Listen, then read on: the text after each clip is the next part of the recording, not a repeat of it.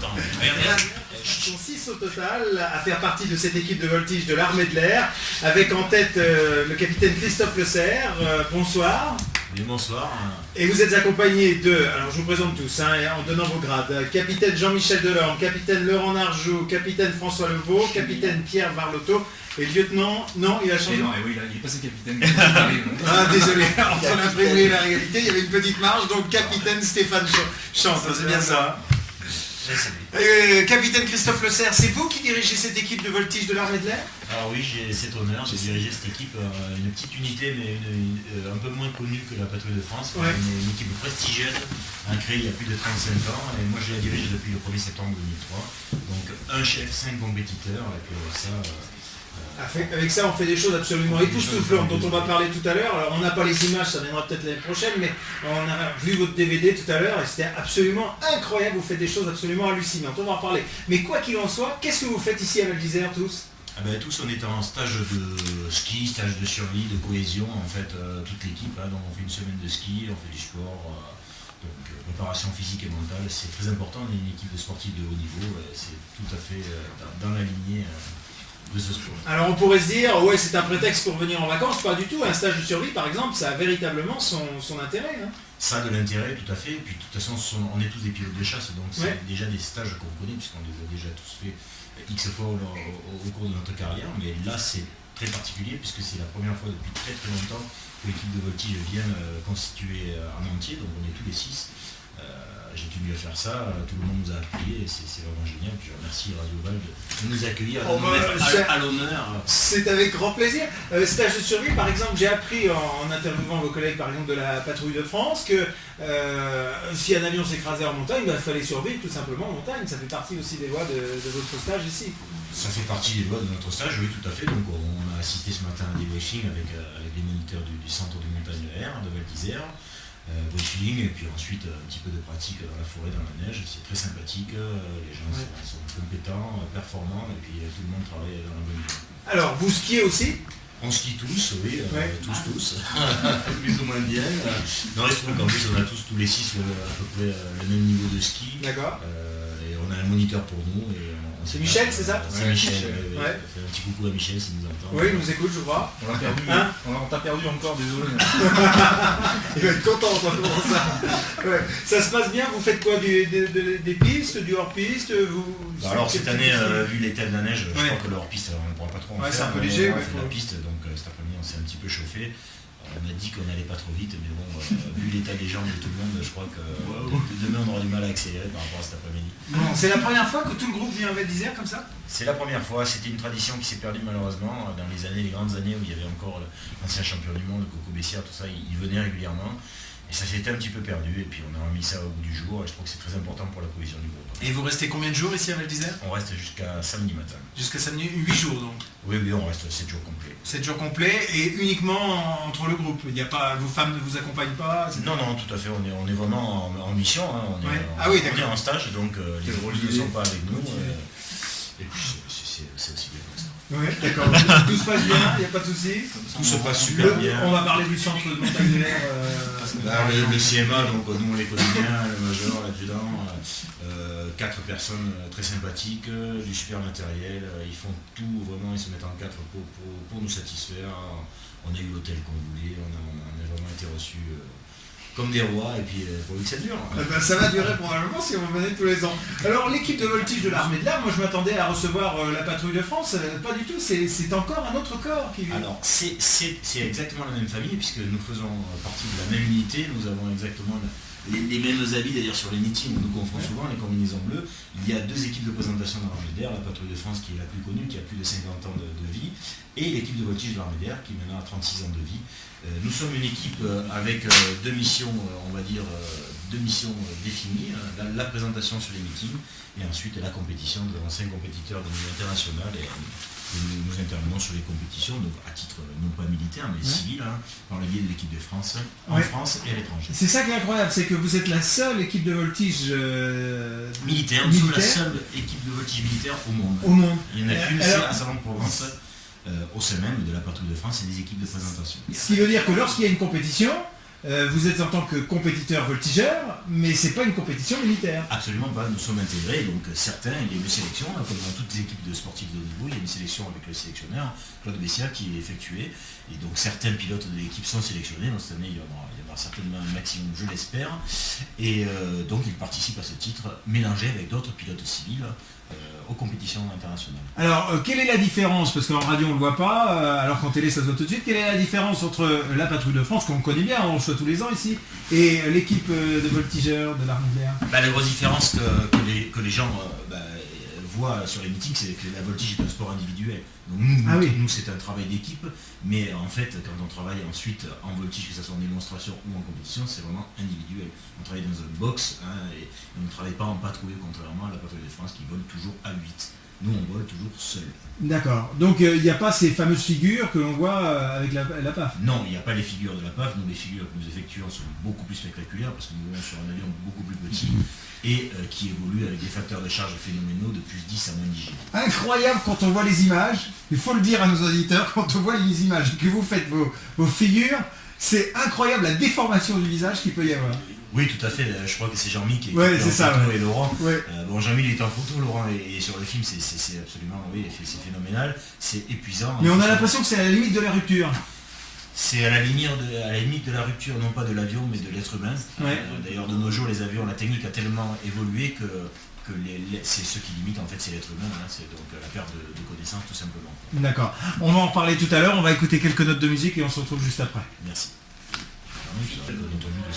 On est la vitrine de l'armée de l'air, il fait froid, donc le but c'est de faire. C'est super sympa de nous inviter et de nous permettre. Tu veux boire un petit coup de champagne, Gis? Non, merci, je vous laisse. C'est pour ça qu'avant d'intervenir. J'avais fait Benoît là. Bonjour Stéphane et Cathy. Il n'y a pas d'accord carbone. C'est Laurent. C'est Laurent.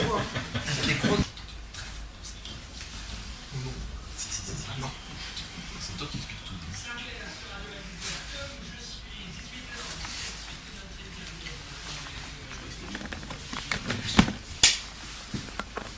Et on peut pas voir votre film à un moment ou un autre?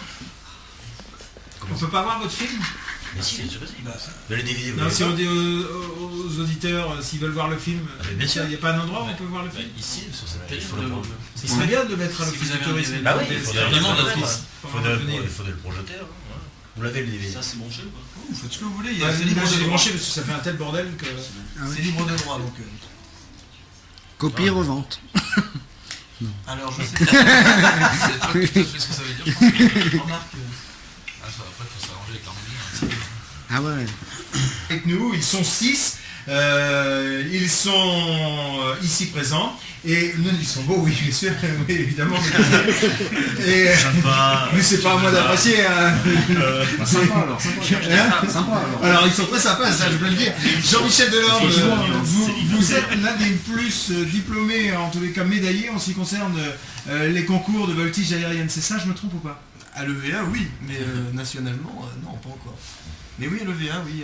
L'EVA, c'est l'EVA, l'équipe de voltige. Ah d'accord. Notre équipe. Nous, ok. Nous, oui.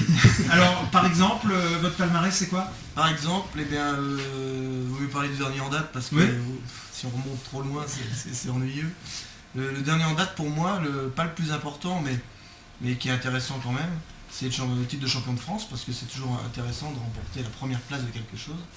Et un autre titre qui est important pour moi, c'est d'avoir gagné un programme au cours des championnats d'Europe. Parce qu'il y a 3 programmes dans une compétition. C'est des figures imposées?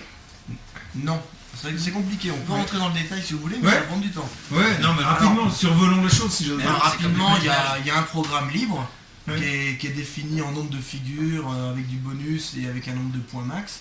Et puis après, les compétiteurs le dessinent.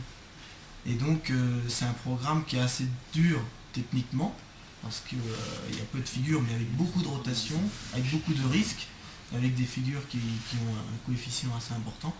Et donc, c'est le programme le plus risqué, et qui va déterminer la suite. Et ensuite, il y a 2 programmes très intéressants également, c'est 2 programmes inconnus, qui sont fabriqués par tous les pays, qui proposent, en gros, je résume, qui proposent une figure. Ensuite, tous les pays font un amalgame de ces figures, proposent un programme qui est tiré au sort par le jury international. Et donc, on se retrouve à voler un programme qu'on n'a jamais vu, jamais volé. On n'a pas le droit de s'entraîner dessus. Et voilà, donc de la veille au lendemain, on répète dans notre tête un programme qu'on va voler pour la première fois en compétition. Ce qui prouve Ça, c'est difficile aussi. ce qui prouve qu'il s'agit d'un cas extrêmement professionnel. Il faut véritablement avoir du métier pour faire ça. Ah oui, bien sûr, ça s'apprend pas du jour au lendemain, mais... Vous, pour en arriver là, c'est jouer à 3100 heures de vol? Non, c'est pas une question d'heure de vol, c'est non. une question d'année, je pense. Il faut déjà passer tous les échelons nationaux pour arriver au niveau inter. Ensuite, au niveau inter, il faut faire sa place en équipe de France. Et en équipe de France, il faut progressivement faire sa place au niveau des juges internationaux. C'est difficile d'arriver comme ça sur les plus hautes marches du premier coup, à moins d'être très très doué, mais bon, en général, on a quand même une aura qui fait que on aura plus ou moins de bonnes notes. Et puis le métier parle quand même aussi. Et le métier parle évidemment. Ça joue énormément. Comment en arrive-t-on là? Ça a commencé comment pour vous? La passion? C'est la découverte de ce type de vol que je ne connaissais pas du tout avant de le découvrir en 97. Et c'est assez récent là. Oui, c'est assez récent. J'ai découvert en 97 qu'on pouvait faire des choses extraordinaires avec un avion. Et après, ça devient une passion. Et donc on a envie de voler, on a envie de faire de la voltige, on a envie de faire du vrai pilotage. Parce qu'en fait, l'aviation, on ne bouge pas tellement en avion. On brasse pas beaucoup les commandes. Et en voltige, surtout illimité que l'on fait maintenant, on brasse énormément les commandes. Et c'est très physique et c'est très plaisant. Ouais. C'est génial. Et on arrive... Mieux que le ski. Ah bon? Oui, largement. Largement? Ah, largement. Arrête, on va se faire casser la Ah vidéo. ouais. On va vous apprendre des figures de voltige. Vous savez que ça existe, hein? Les sauts, tout ça, il y a un slowpark pour ça qui est très très fort. Ouais, non, enfin, bon, j'imagine. C'est bien également, mais bon, c'est une question de passion de toute façon. Ouais, évidemment. Peu de gens s'imaginent dans un avion et à notre niveau, on n'a pas du tout la prétention de faire des choses extraordinaires en ski, c'est sûr. Est-ce qu'on a l'impression d'arriver aux limites de l'avion? Comme disait Chris, on n'arrive pas aux limites de l'avion, on arrive aux limites humaines, de résistance physique. Et on le sait, et le danger c'est là, il ne faut pas qu'on dépasse ces limites parce qu'on peut tomber. Le risque c'est la syncope. Et la syncope c'est pas bon, hein. On vole assez bas, on a un plancher à 100 mètres, si on fait une syncope pas loin du plancher, il faut environ... Ben non, on va pas dire ça, mais on n'a pas une grosse survie quoi. Donc l'intérêt c'est de rester en vie pour nous. Et l'intérêt, c'est pas dépasser ses limites. Ce qui veut dire qu'il faut, au-delà de l'entraînement en avion, il faut un entraînement personnel et sportif important, j'imagine. Aussi, on fait pas n'importe quoi quand on n'a pas volé depuis longtemps. Ah oui. Hein, la reprise des vols est très importante. C'est comme en ski. Comme en ski, voilà. Oui. Voilà, c'est pour ça qu'on a fait des étirements C'est ça ce qu'on a soir, pas fait aujourd'hui. parce qu'on en avait besoin. Non mais c'est vrai, c'est vraiment typiquement sportif comme raisonnement. Ouais. On fait très attention à l'entraînement, on prend pas de risques inutiles parce que la vie est en jeu. Hein. Et il y a des figures qui plaisent plus que d'autres? Oui, alors les figures qui plaisent le plus au public sont pas les plus difficiles à réaliser pour Non nous. mais vous en tant que pilote? À nous, Ouais. les figures qui nous plaisent le plus, ce sont celles que l'on réussit. En fait, parce qu'il y a beaucoup de figures qu'on adore et qu'on a du mal à faire parfaitement. Alors pour le public qui n'est pas averti au sol, bien sûr, ça sera toujours parfait. Ouais, tout passe. Mais pour nous, en fait, il y a beaucoup de figures qu'on aime après coup, parce qu'on l'a réussi justement. D'accord. Et là, vous avez des ambitions de titre mondial ou pas? On vise que ça. Ouais. Et c'est réalisable On ou n'est pas pas? là pour rigoler, nous. Ouais, j'imagine. Et au ski non plus. On rigole, mais Là, oui. Oui, qu'est-ce que... Oui, et donc ça pourrait intervenir quand ce titre mondial? Il faut encore de l'entraînement C'est une année, voilà, une année c'est championnat du monde, l'année suivante c'est championnat d'Europe, ça alterne. Donc cette année c'est les championnats du monde, les World Air Games en Espagne. Donc il n'y a pas que de la voltige, puisque c'est les World Air Games, il y a tout. Mais nous, ça sera un championnat du monde. Et donc on va tout faire pour remporter, pour au moins avoir le titre, parce qu'il n'y a que ça d'intéressant. Il y a différentes coupes, hein, mais le titre c'est le plus intéressant. Évidemment. Alors je suis pas le seul challenger, Ouais. il y a mon collègue de Laurent. droite, Laurent, Et ben on va lui passer le premier micro. français là au championnat d'Europe. Mais s'il faut pas qu'il ait peur de parler. Donc Laurent. Laurent Narjou, vous êtes capitaine, vous aussi, vous faites partie de cette équipe de voltige de l'armée de l'air. Laurent, bonsoir. bonsoir, Ça se passe bien Val d'Isère? super. Bon, vous aussi, le ski va bien. Vous aussi, Moi faites aussi de je suis la là pour rigoler. ouais, vous faites de la compétition. De la compétition, oui, au même titre que tous les 5 ici, à l'exception Ouais. de Chris, notre chef. D'accord. Et alors moi j'ai vu des avions qui sont vraiment formidables. Est-ce que vous pouvez nous dire ce que sont ces avions? Ils sont tout petits, hein? Ah, l'avion, oui, c'est petit, ça fait paraît environ petit. 10 mètres d'envergure sur 9 mètres de long, ça fait 600 kg, 300 chevaux, voilà, c'est pas très gros. C'est pas un ULM. Non, c'est un avion à moteur à piston Ouais. de 300 chevaux et qui ressemble un petit peu à un avion d'aéroclub, c'est un moteur à hélice. Alors il faut le préciser, vous êtes 6, mais vous avez je crois 14 mécaniciens pour vous suivre hein, et pour faire Alors en on a sorte que ça 13 ou fonctionne. 14 mécaniciens pour nous soutenir, oui. Et qui évidemment entretiennent. Il faut avoir une confiance aveugle en ces mécaniciens. Ah oui, il faut avoir une confiance, il faut qu'il y ait une bonne entente entre toute cette équipe, hein, parce Ouais. que l'équipe, là on est 6 pilotes, mais effectivement l'équipe c'est 19 personnes. Ouais. C'est eux compris, mais qui ne sont pas là. Ouais. Et oui, Là ils travaillent, là, ils ils préparent travaillent. nos avions pour quand on rentrera de Bâle. Alors j'ai une petite question, ça sert à quoi le triangle qui est au bout de l'aile? On voit un triangle au bout de l'aile. Oui, et sur l'aile gauche en général, Ouais. on peut en avoir sur les deux côtés, on se sert essentiellement de celui de l'aile gauche, c'est pour s'aider à faire des figures avec beaucoup d'exactitude sur les verticales et sur les phases de montée 45 degrés, ventre ou dos. Hein, D'accord. on affiche les positions du triangle. C'est un rapporteur.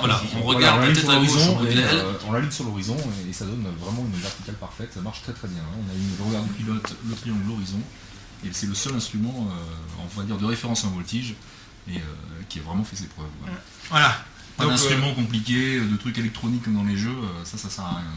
Ah oui d'accord, vous n'avez pas justement tous ces petits instruments qu'on voit qui sont électroniques, tout ça. Tout se fait à vue. Ce qui veut dire qu'on ne peut pas faire les figures dans le brouillard. Ah non, Non. il y a des minimums de montagne, météo oui. pour faire Ça, des c'est vols, pas salon, il y a il y a des minimums de jamais météo brouillard. en visibilité, en plafond, etc. D'accord. Quand on regarde ce triangle, ces petits bouts de carbone qui sont au bout. Et comment font-ils pour résister ces engins? Ce sont des engins qui sont dans des matériaux particuliers? Vous parlez toujours du triangle ou de l'avion? Non, de l'avion. De l'avion.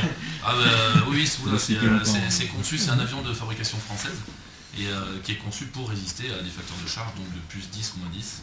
Ouais. Léger, c'est-à-dire 10 fois son poids. Et l'homme pourrait aller à 10 G?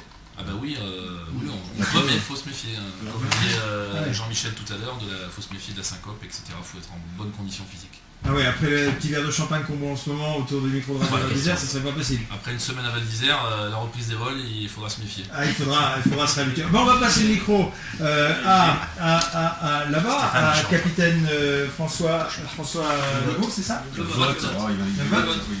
Ah oui, j'ai vu qu'il y avait une apostrophe. Oui, excusez-moi. C'est pas grave. C'est rien, mais sortez pas seul tout à l'heure. Vous aussi, vous faites partie de l'équipe. Voilà, moi Comment- je suis le dernier arrivé. Alors justement, comment arrive-t-on au sein de l'équipe de Voltige? Quel est le cursus pour faire ce genre de choses? Quel est le cursus? Eh bien, il faut avoir été breveté pilote de chasse. Donc, les prospections font appel à tous les pilotes de l'armée de l'air, en fait. Ouais. Différemment, chasse, transport, hélico. On peut tous postuler pour l'équipe de voltige de l'armée de l'air après avoir vu passer une prospection et répondu à la prospection. Alors moi j'ai vu dans le film que c'était non pas des bénévoles mais des volontaires, c'est ça? Nous sommes tous volontaires. On ne peut pas imposer à quelqu'un. On ne peut pas imposer à quelqu'un de faire de la voltige, il faut qu'il ait l'ambition de s'investir pleinement dans cette activité, il faut qu'il, pendant un court moment de sa vie, hein, c'est-à-dire entre 5 et 10 ans, Le plus long possible. il faut qu'il oriente toute sa carrière vers la réussite de l'objectif qui est de devenir champion du monde. Ici, il y a 6 personnes qui veulent devenir championnes du monde. Enfin, 5. Le chef, lui, Déjà un peu. Déjà, donc, c'est assis. tout va bien pour lui.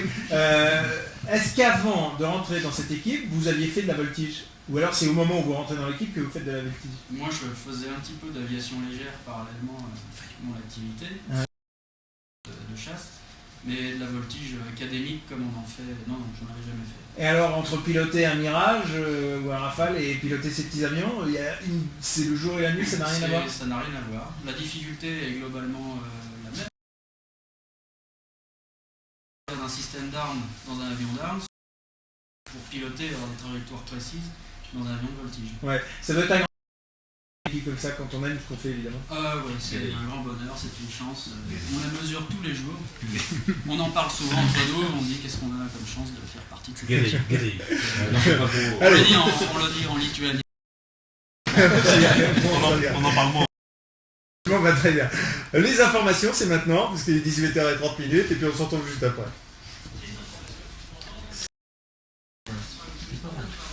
Non, mais l'explication du triangle.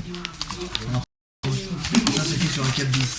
Donc là on prend la barre à 45 degrés. Donc là, Ici dans le studio de Radio Val d'Isère avec le capitaine Stéphane Chant. Bonsoir. Bonsoir. Dites-moi, je lis 1800 heures de vol, j'imagine en voltige, non? Non, mais Au moi total- c'est pas beaucoup parce que je suis arrivé assez tôt dans ma carrière à l'équipe de voltige. Ouais. Donc j'ai pas eu l'occasion de faire beaucoup d'heures de vol comme les illustres compagnons. Et voilà. Mais cela dit, on le disait tout à l'heure en antenne, les voltigeurs font finalement assez peu d'heures de vol par rapport à quelqu'un qui fait du transport, par Ce exemple. qu'il faut voir, c'est que les vols font en moyenne, on va dire, 15-20 minutes. Donc quand on a fait 2 séances dans la journée, on est bien fatigué. Ah oui, ça fatigue? Voilà, ça... Et puis c'est un sport, quoi. Donc, physiquement on va au bout de nous-mêmes.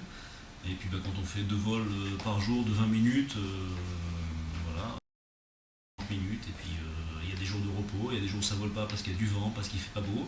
Et puis à la fin de l'année, on fait 120, 130 heures de vol, quand d'autres unités en font 200, 250. Et ça nuit pas justement à l'apprentissage de la voltige? Ça ne nuit pas du tout parce que c'est des vols extrêmement, c'est très qualitatif. Ouais. Donc nous on ne fait pas de la quantité, on fait de la qualité, donc tout est à fond. Il vaut mieux faire 120 heures de vol à 100% que 300 à rien faire, quoi. Oui, évidemment. Bon, j'imagine qu'on est en l'air pour rien faire, quoi. On salue nos amis transporteurs. Il y en a qui écoutent, hein. Bon, alors pourquoi tu arrives dans l'équipe de voltige comme ça? Très bien, parce que j'ai saisi une opportunité. J'étais dans une phase de monitorat et l'équipe de voltige à Saint-Provence, l'équipe de voltige cherchait un pilote. Moi je faisais déjà un peu de voltige en essayé. Je me suis dit tiens si je leur donnais mon CV et puis ils l'ont accepté et puis donc, j'ai réussi à la sélection et puis j'ai intégré cette prestigieuse unité. Ouais. Comment commence-t-on la voltige dans le civil, j'entends? Dans le civil, ça vient comme un perfectionnement en fait. J'ai eu la chance de faire des clubs avant de rentrer dans l'armée de l'air. Et grâce à vos parents? Bah, grâce à oui, Ouais. Non mais je veux dire... Non mais parlez pas de ça. aussi à mais mon c'est instructeur, à des avions, à plein de choses. pas- Ouais, évidemment. À ma mobilette qui m'a mené à l'aéroclub. Énormément de choses. Ouais. Mais je veux dire par là que c'était d'abord une passion qui vous a amené à... C'est- Il n'y avait oui, pas dans la je famille pense que un dans- pilote ou... Non, pas du tout, non. Ouais. Dans cette fratrie, là, on est un peu tous les mêmes, on est tous passionnés à la base. Certains ont effectivement des parents pilotes qui facilitent un peu les choses. Moi, en ce qui me concerne, je n'ai aucun pilote, personne de l'armée de l'air, rien du tout. Donc, mais je sais pas, depuis tout petit, je voulais être pilote de chasse. Voilà. Et puis j'ai réussi. Et puis voilà. Et puis c'est ça très va. bien comme ça. Eh ben très bien capitaine, vous l'avez gardé votre mobilette? J'ai pas gardé mon billet. Ah c'est dommage. J'ai revendu. On va passer le micro à capitaine Pierre Varlotto.